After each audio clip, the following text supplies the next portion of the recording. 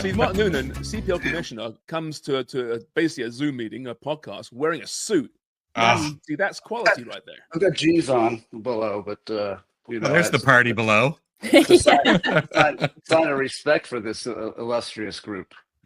Well, let me ask you, Mark. You're a really important dude. You host these meetings with important high-flying executives around the Canadian sporting sphere. Do you expect them to show up to a Zoom meeting looking well put together? A suit, or do you really not care? Could a baseball hat be appropriate attire? The clothes don't make the man in your case. It's about the substance inside. So I'm happy with the hat.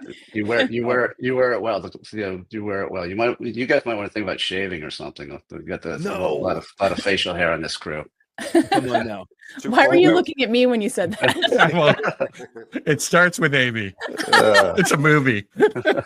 I shaved once in this podcast and Amy said to me, Shams, never ever shave again. Please grow the beard back. Your face is horrible without stuff. Man. So, it's tough crowd.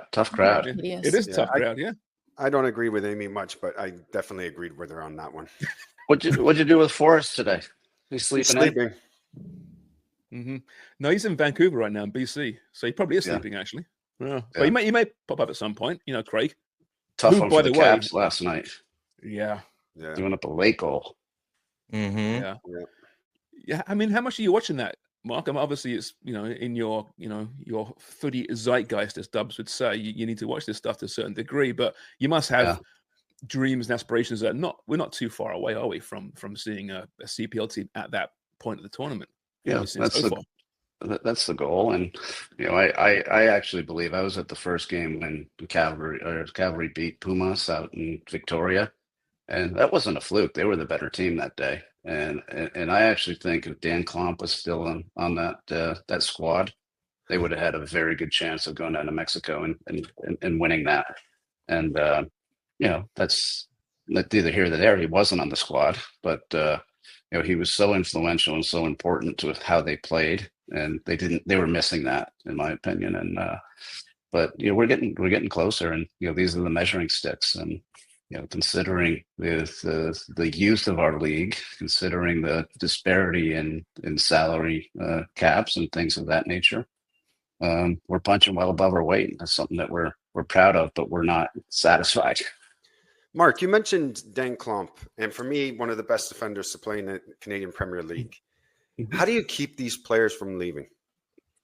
I think one way to look at it, Jimmy, is we should be happy that we had Dan for, I don't know how many, 5 years, and we had an incredible run. And at some point, he's not from here. He wanted to go home. I don't know the exact circumstances. That's a question for the club.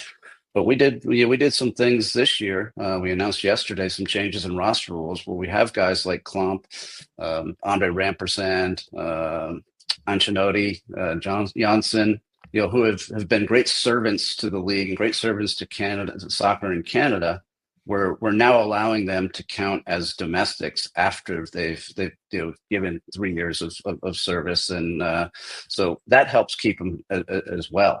It allows our clubs to have some roster flexibility, and encourages internationals that are that have been great servants to the league to stay.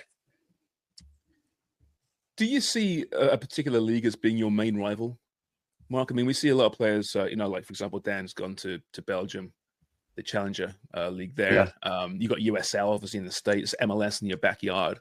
Is there one league in particular that you're saying, man, that's the kind of the target here where we have to kind of compete against? Ourselves, and we've just got to get better every single day on the field and off the field, and we want to be one of the top leagues in CONCACAF. So I think you got 41 countries in CONCACAF, and the two predominant leagues are MLS and Liga MX. You've got USL that does some terrific things, and now they're going to be upgrading to Division 1 at some point. And so that's obviously the set that we're going to be, compared to in the near and the long-term future. And we need to, continue earning our seat at the table with those leagues. So that's the goal, is to beat Pumas, to win the Canadian Championship, to really, make our mark within the CONCACAF region, and then see what happens. What do you think of that, Mark, that designation that USSF gave to USL, and they'll have that 3-tier pyramid, and then the competition that they'll offer to the establishment, which is MLS, which I know you have, great experience working with, and kind of getting that off the ground and maintaining it in that kind of tier 1 space when it looked like it was tenuous. So what do you think of that designation, and also of the competition, and how that would fare in our infrastructure here in Canada? Yeah, I mean, first thing from a designation standpoint, if you meet the standards, the federation has to approve that league, right? And they have their professional standards, and this is a differentiator for USL, aligning closer with how the promotion and relegation works around the world, which MLS is very clearly never going to. You never say never, but it doesn't fit their current business economics. And so the question I have is that, will fans appreciate the structure of promotion and relegation when you're still going to have huge disparities in terms of media money, in terms of market size, in terms of player salaries, even though they're both Division I, and we've got the same issue here. And are fans going to appreciate the traditional model versus the far more established, far wealthier model of MLS? And only time will tell. But USL had to do something to differentiate themselves, and I think this is their crack at it. And meanwhile, you see MLS may go to a European calendar, which will be very interesting. I went to the TFC Whitecaps game on Saturday, and that was not. It was a 0-0 draw, and that weather, that was okay, great. But you weren't in the stands, were you? Come on, you were with Jimmy probably in the box. You were in the box. Truth be told, I was in a box, but I sat outside in the box. In the seats in front of the box. I see. Yeah, right. In the seats in the outside section. That's still a box, though. I was in the box most of the first half because I was talking to people, and then the whole second half I sat outside. And anyway, it was a little bougie. Do you get? I was like, you're trying to make that sound. Yeah. Oh well, I was in a box, but not. I'm not enjoying the box. No, a ton of respect for the fans that did show up. I didn't appreciate the buffet that were less bougie. Hey, but Mark, you go to these games. Can you actually sit back and enjoy the games, or are you always being like just approached by everyone to talk to you? Because you're a man about town. A little. So, like as I said, most of the first half I was talking to people, and then the second half, I was able to enjoy the game and kind of I use it all as a learning lab. Just really watching in terms of who's playing where, who's doing what, what sort of atmosphere, how are the fans engaging, how are they being engaged, and every time I go to other people's competitions, it's an opportunity for hopefully me to soak up some ideas that we can borrow for our league. You know what else is bougie? Calling it a learning lab when you're at a MLS match. Yeah, that's bougie. No, I mean, it's call it what it is, but it is an opportunity to see how a league that we admire and a league that has been around for a really long time. How they do things, and it's just an opportunity for us to get better. I'm quite curious, did you notice a $15 million player on the pitch when you sat down and watched? No comment. And number 24 was on the pitch. Yes. Mark, we also we do the same thing when we get together. We call it a Footy Prime Summit, which usually devolves. It's a euphemism that is basically it devolves in us all straggling back somewhere to sleep at 1 a.m. So isn't it an excuse to drink your gin? Yes. Yeah, it's exactly that. Exactly that. But you're also traveling all over. I saw you in Quebec. I was following you on your Insta. And probably pretty close to where Dubs. I know it was Quebec City, but I know Saint Laurent had some. There's some chatter about that. What's going on in Quebec? We announced yesterday that we're bringing the regular season match between York and Halifax on May 31st to Quebec City, the University of Laval. Really excited. It's obviously a province that we need to be in full time, and this is an opportunity for us to test out the market. We've gotten phenomenal support from Mayor Bruno Marchand, from his city staff, from city council, from the university, from the Quebec soccer community there. And so we are incredibly excited about that market and what it potentially can be, and we're going to give it a good run on May 31st. We've got TSN for that match, as well as One Soccer, and it's an opportunity for us to you can do all the research you want on paper, but it's an opportunity to actually have a live test in a market, and then they can check us out, we can check them out, and hopefully we talked about how this is the first date, but hopefully it leads to a forever relationship. How's your French? Very poor. I did my best. I opened my remarks with a few lines with some help from Google Translate. I asked my French speaking staff, who were my truth tellers, I said, how was it? And they said, it was average, but the effort was important. Quebecers just appreciate the effort. It has to be said. I got to get on my Duolingo, and my wife is fluent, so she can help me. Very nice. I was going to ask you, is Quebec City the more attractive market in Quebec because of the space that CF Montreal takes up in Montreal? Like that might act as a deterrent to a club like CS Saint Laurent to get in, or another club from the Montreal area?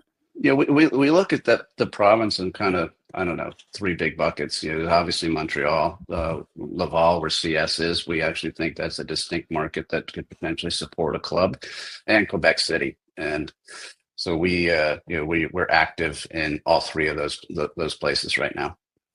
Is obviously in the ideal world, you kind of harness the leverage and the energy of a World Cup next year, and you expand, and it's a fantastic, perfect storm. But is there a danger of rushing it, and perhaps you shouldn't be confined to that window? Yeah, I mentioned yesterday, I think we need to make a decision on 2026 within the next 60 days and be really thoughtful about it. And we're having honest debates. Is it best to launch when you do have this whole focus of the world on the World Cup? Would you potentially get lost? And then there's the argument that the longer lead time you have, the better off that you're going to be when you launch. I think we've learned some lessons about launching too soon. So, yeah, I think in the next 60 days we'll decide. But no matter what, we will we'll make some announcements before too long, because we're making very good progress. You mentioned the games in TSN. Match of the week for the next, I think, 4 weeks been confirmed. Is this potentially a game changer for the CPL? It's important. We haven't given up on our CRTC claim with the undue preference, and that continues to be a very active and open file, and that's a game changer. We just need the regulators to enforce their ruling, and that's taken some time because of some technicalities, which have been greatly frustrating to us. But it's a process that we must go through. And we decided that it was really important to highlight our league, as well as particularly the men's national team heading into the World Cup. So we've done some things with TSN. We've done some things with CONCACAF. You saw the Nations League was on TSN.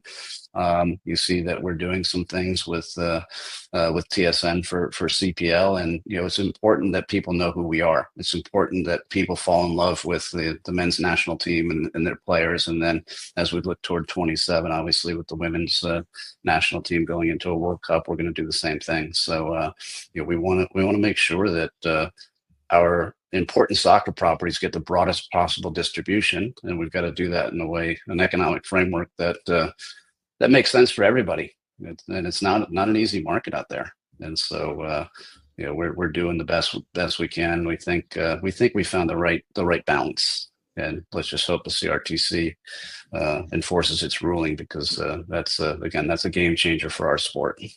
Yeah, I mean, do you feel that they've got your back here? Are they being just dragged down by the system? I mean, it's as a fan and from the outside with a little bit of knowledge, it's very frustrating why there isn't yet a linear channel for One Soccer.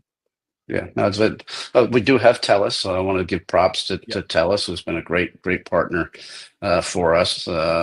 But it's incredibly frustrating, and economically, it's we've invested a lot of money against the channel, against getting this distribution, and against the whole regulatory process, and it's the government.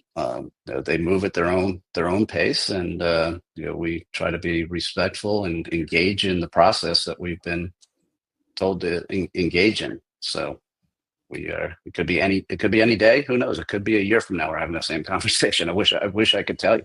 Is it that like nebulous for you at this point as far as control? It is. There's no lobbying that can happen in Ottawa. There's no next steps. It's basically you're waiting for a decision, or for it's on there. It's triggered from their side. If you have any ideas, Wonger, let us know. We're doing everything that we can. We've got great advisors, and we can break some legs. Everything we can. We don't condone violence. I know some pubs in Ottawa where these people go to. We don't. We're lovers, not fighters. So hopefully we stay you and Michael Jackson like breaking. Can you for those that maybe don't know, what would a linear channel mean for CPL, for One Soccer, etc.? So essentially, the Canada's still an incredibly strong, I would call, traditional cable market, where you pay $90 a month or whatever, and you get your cable subscription, and that $90 gets distributed to all the people that create the content. So TSN takes $4 and Sportsnet takes $4, et cetera. We would enter that universe, and for every subscriber that is on a system at a certain tier, we would get a monthly fee.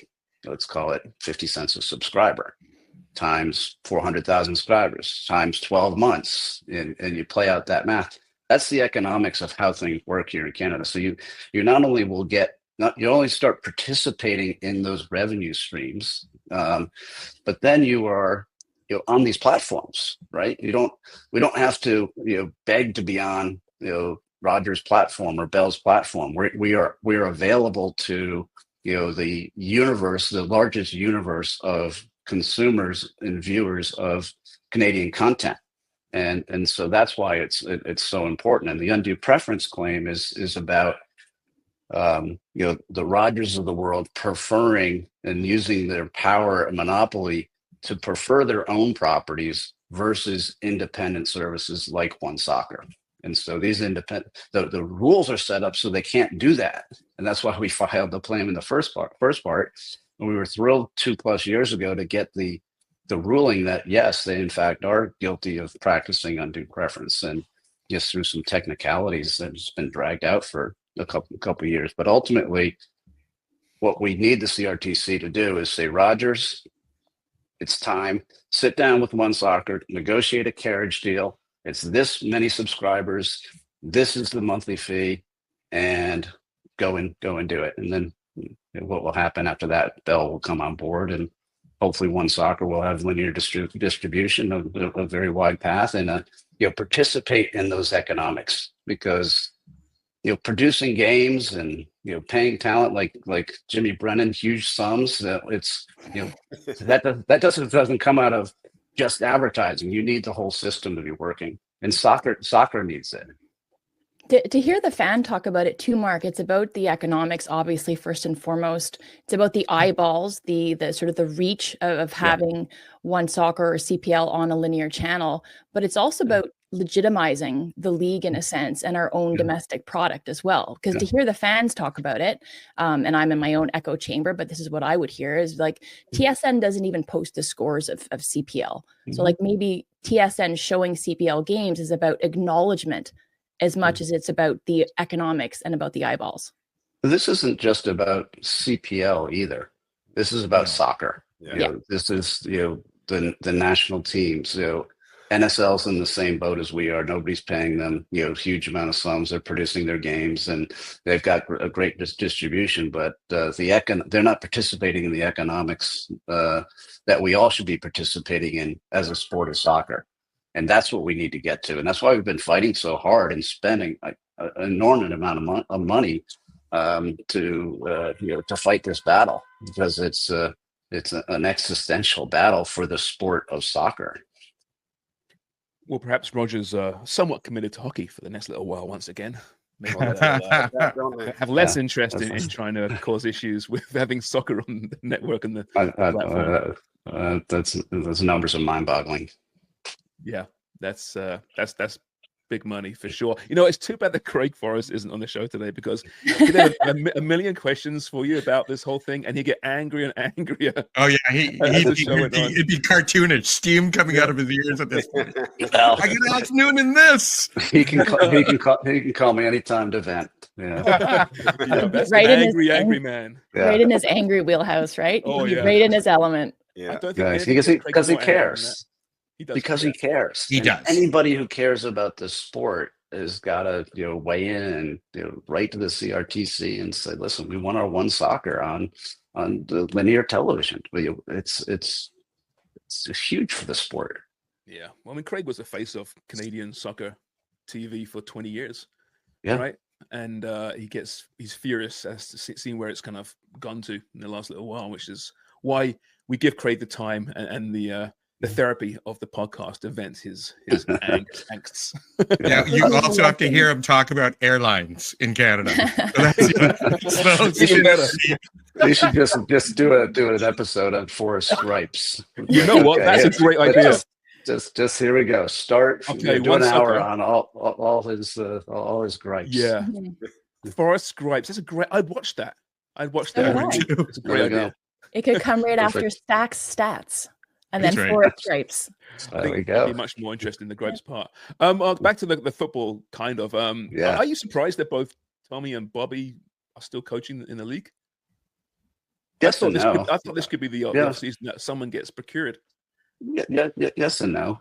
Because they work for great organizations, and Hamilton Sports Group and the Spruce Meadows and the other Southern family, and they've got really good situations. Life is about finding that right balance. I think they're both ambitious, and I don't know this for a fact, but they may have had opportunities that they've turned down because they feel they've got a better situation personally and professionally, and they also believe in the mission of what we're building here, and this whole, particularly with the political climate, made in Canada, played in Canada, 73% of the minutes going to Canadian players, developing young Canadians, creating a system where they can then at the right time be sold to more established leagues. Those two guys are pioneers in what we're building here, and they have such a great belief in what is happening in Canada. It would have to be the perfect situation, to pull them out of that. So, yeah, I'm surprised, because they're such great, not just coaches, but managers of programs and human beings. And I'm surprised that they haven't had. And again, they may have had opportunities that they've turned down. But glad to have them both. Yeah, no kidding. And it sets up for another exciting season. A great kickoff too in TSN. The first match is Cavalry against Forge, right? So that's always a brilliant match with a lot riding on it. Is it a rematch decider? It's a decider, right? No, it's a little early for that, but as you think about every game but one last year counted in our league. The last day, I think we had only 2 positions decided out of 8, and there were playoff spots aligned. And we have one of the most competitive leagues in the world, and I actually think this will be the most competitive season. Clubs like I love all my children equally, but I think this is a year that Valor makes the playoffs. Hey. I think they've hot take some from Mark stability. Noonan. I think they've added some pieces there. I think Phil has really got these guys in a good place, and they're motivated, and They're not going to be on the road for the first 8 games, and I think they were playing as well as anybody towards the end of last season. And I think this is the year. I think that's a lot of big moves around the league, and it's going to be really, really fun to watch this season unfold. Yeah, we've seen the league grow from a audience standpoint every single year. Do you expect the same again this year? We sure hope so. Just like we doing on the field, we're trying to do the same thing off the field. And how do we engage in this with this audience? How do we really understand what it is that they need and give that to them? We established 2 years ago our business awards. So we have best 11. We've got coach of the year, the golden boot. We do the same thing off the field with our club success department.